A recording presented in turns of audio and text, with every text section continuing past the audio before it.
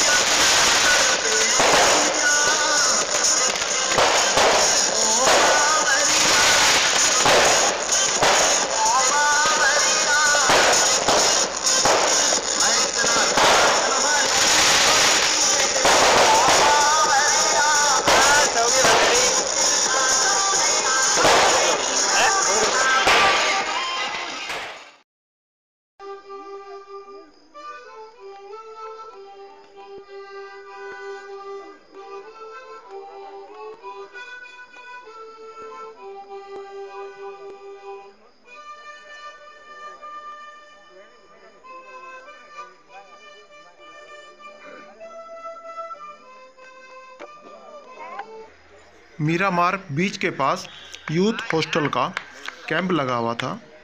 नए साल पर हम लोग भी यहाँ पर उपस्थित थे।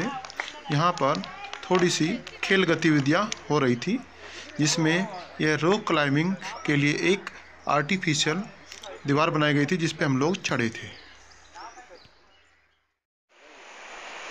इसमें आज दिल्ली में बहुत ठंडा है, कोहरा पड़ रहा।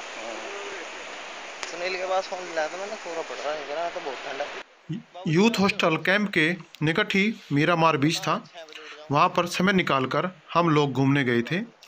बीच पर हमने देखा कि वहाँ पर कार जैसी गाड़ियों के टायर के निशान भी बने हुए थे, जिससे समझ में आता है कि बीच किनारे लोग गाड़ियाँ लेकर भी घूमने आते हैं। बीच की ज़मीन जो है, जो रेत होता है, वो काफ़ी ठोस होता है, जिस पे गाड़ियाँ धंसने की संभावना नहीं होती है। हमारे यूथ हॉस्टल कैंप में एक टीम साइकिल वाली भी थी। हम लोग तो पैदल थे। जो साइकिल वाली टीम थी वो लगातार 2 दिन इसी रेत के ऊपर चलती रही थी। हम लोग वहाँ पर पैदल थे। देखने में लहर आ रही है बनती हुई, वहाँ से ये बनती हुई आती है यहाँ तक, है ना।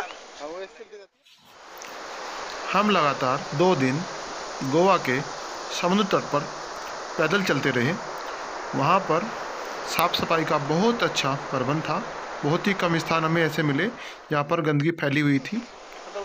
यहाँ पर हमें विदेशी नागरिक भी मिले और कुछ विदेशी पक्षी भी आए हुए देखे, जो हमें देखकर उड़ गए। जबकि विदेशी जो नागरिक थे उनसे हम ज़्यादा संपर्क नहीं रखते थे, क्योंकि विदेशियों का सम्मान हमारे लिए सबसे पहले है। कोई गलत समझे, इससे अच्छा है उनको ना टोका जाए। हमारे साथी अनिल, जिन्होंने पहली बार समुद्र देखा था, इन लहरों को देखकर बहुत उत्साहित थे और लगातार 2 दिन समुद्र किनारे चलने के कारण हमें जहाँ गर्मी महसूस होती थी, हम समुद्र में घुस के नहा लेते थे और उसके बाद आगे अपनी यात्रा पर बढ़ जाते थे।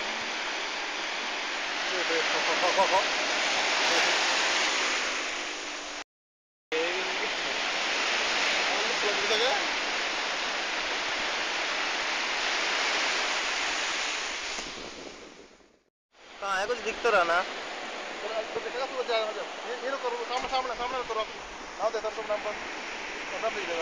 नाव दिख रही है। समुद्र तट पर एक जगह पैराग्लाइडिंग हो रही थी, जहाँ पर नाव के द्वारा हवा के विपरीत दिशा में पर्यटकों को आसमान में उड़ाया जा रहा था। हम ऐसे एंगल पर थे जहाँ से सूरज और हमारे मोबाइल के बीच में वो पैराशूटर था, जिस वजह से सूरज की रोशनी के कारण हमारे मोबाइल उसको सही प्रकार से पकड़ नहीं पा रहा था। हमारे साथी अनिल भी सही ढंग से समझ नहीं पा रहे थे कि हो यह क्या रहा है। उसको समझाया तब समझ में आया। हमारी ट्रैकिंग यात्रा में जब हम लोग दूधसागर वाटरफॉल पहुँचे तो फॉल से ठीक पहले सुरंग पार करते ही हमारे सामने रेलगाड़ी आ गई। दिल्ली से जाने वाली गोवा एक्सप्रेस इसी रूट से होकर जाती है, जो सुबह के समय यहाँ दूधसागर जलप्रपात को पार करती है। यदि यह ट्रेन लेट होती है तो दूधसागर देखने को मिल जाता है। महावीर नेशनल पार्क के जंगल को पार करते समय हमें बेंत का एक बेल मिली। बेंत की यह बेल बहुत लंबी थी और उस लकड़ी को हम पीछा करते हुए देखने की कोशिश की कि आखिर कितनी लंबी है। वो लगभग 20 से 30 मीटर ज़मीन के ऊपर थी। उसके बाद वो पेड़ का सहारा लेके ऊपर पेड़ों के झुरमुट में गायब हो गई थी। इस प्रकार हमारी इस शानदार यात्रा का यह वीडियो समाप्त होता है।